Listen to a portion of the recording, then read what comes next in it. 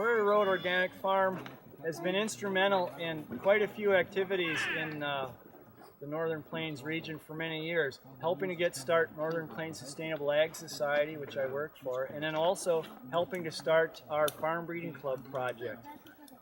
In the late 90s, a lot of members of Northern Plains were noticing that there were no variety trials being done on organic farms or any of the more interesting no-till sustainable type farms or any other things that people were mostly trying to make their farms more sustainable. All the variety trials are being done on high-intensity, high-input management areas. That's actually done for a reason, to make the variety trials very, very uniform. But it wasn't the way everyone was farming, and there was a concern that varieties would behave differently once we got out on what we were hoping are more sustainable farms. Also, there's a lot of consolidation in the seed industry, and we're watching a lot of varieties that we like disappear.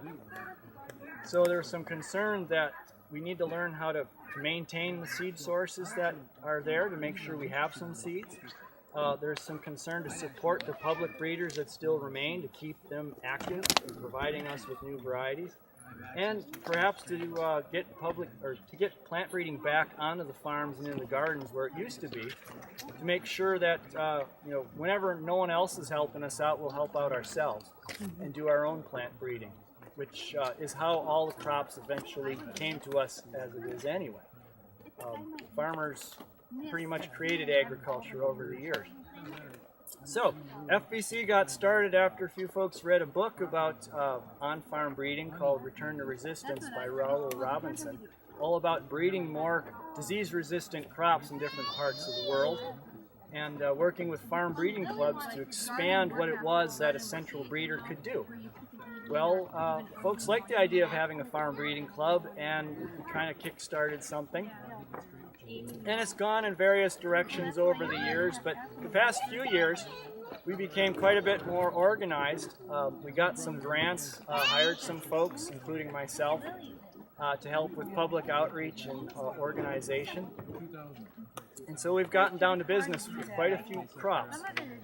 We picked the crops based on surveys of our membership. What did they most want to do? Because, of course, given that we have farmers market gardeners and field crop farmers and ranchers, there's a whole lot of different directions people might go, and we could only do certain things. So we picked some priority crops and we went after those. One of the things we wanted to work on was vegetables, because there just aren't vegetable variety trials happening. No one's doing the work. So we decided we'd do some of that work and find whoever would partner with us to help do it. So we found that farmers market growers in the state, in NPSAS and beyond, and some folks at NDSU would all like to do this work. So we asked for some funds from the Department of Agriculture here in the state, and USDA supplies via their specialty crop block grant program funds for specialty crops. So we're working on some of those.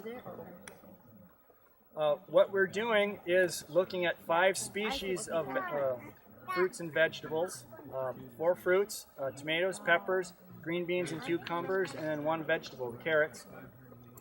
And we are doing a mother-daughter variety trial.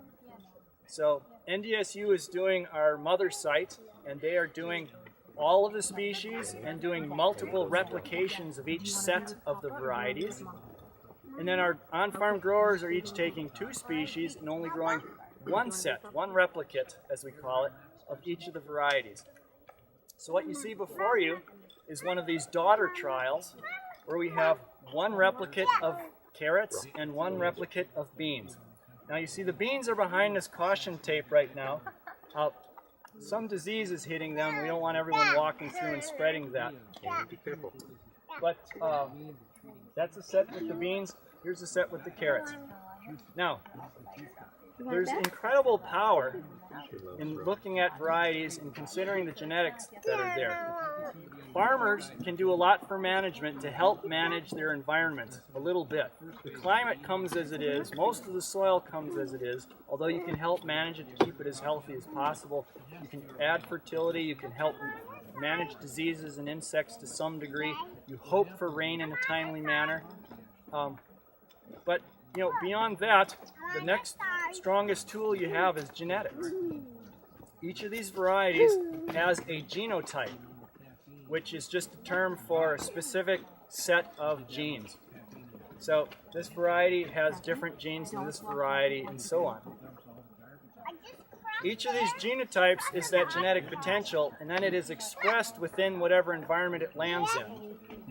Whether it's a different farm, a different soil, a different year, whether the rain hit here or the hail hit there, all that environmental variation is out there. The genetic potential just does what it can within the environment that it's presented with. We know environment and genotype interact. We know that some varieties do really well under certain conditions and not under others.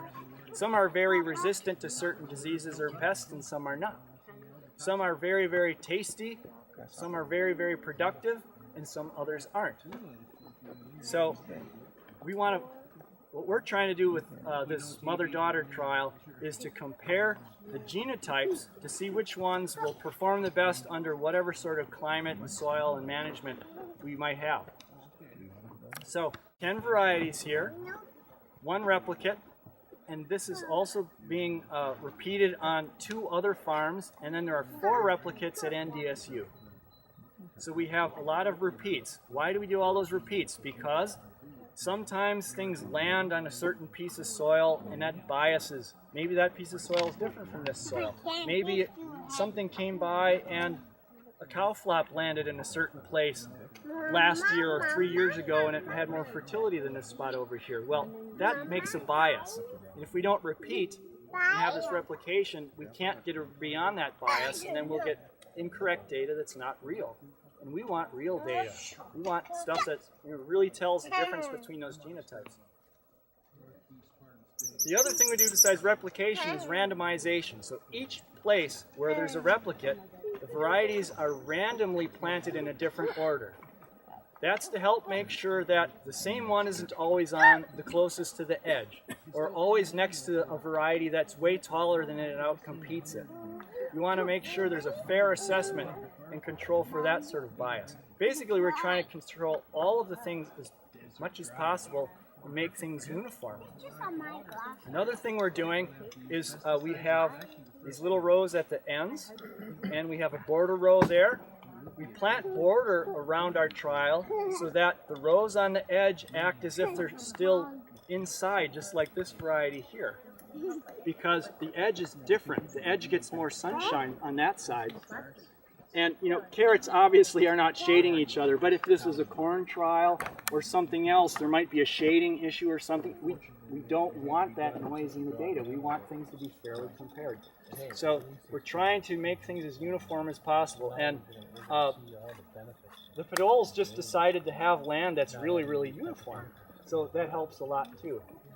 We'd like to put trials in as uniform a place as possible, manage it as uniformly as possible, treat everything the same, so the real differences among these genotypes shines, and we can find the best varieties. Other thing we're doing is repeating over a series of years, because my goodness, one year usually isn't like the next. Last year they didn't have this big disease outbreak. That might really change how things taste and perform. But it's a real thing that does happen. So we will then pool all of this data together, generate some averages using computers, and hopefully find the varieties that overall seem to perform the best. That's the information we'll bring to the public and hopefully help them guide themselves to whatever varieties look like the best for themselves. Agronomists do this, horticultural scientists do this, farmers and gardeners can do this. You start with what's called a screen, just doing a single replication on your own. Anyone can do a screen, and a lot of us will grow a couple of varieties side by side in the garden. Most of us don't grow 10, but as you can see, when you grow 10, even if all you have to look at are the tops, which is what we have to look at today, you can see some of them have lots more vigorous growth than others. And I can only wonder what the roots will taste like when we do a taste testing later on in the fall. The sorghum you see over there They're growing that because of a variety screen. A single screen, a little row of probably 25 seeds planted for a bunch of different varieties of sorghum in western North Dakota 7 years ago. That one matured. Sorghum doesn't usually mature in western North Dakota, so that was pretty interesting. Seed got shared around. They're increasing it, now making it commercially available. So sometimes just starting out in your own garden, you can make a difference both for yourself and the community at large. So that's the background with the variety trials. We're really happy to have the support of the Department of Agriculture and NDSU. Next year we're going to do a 2-state trial.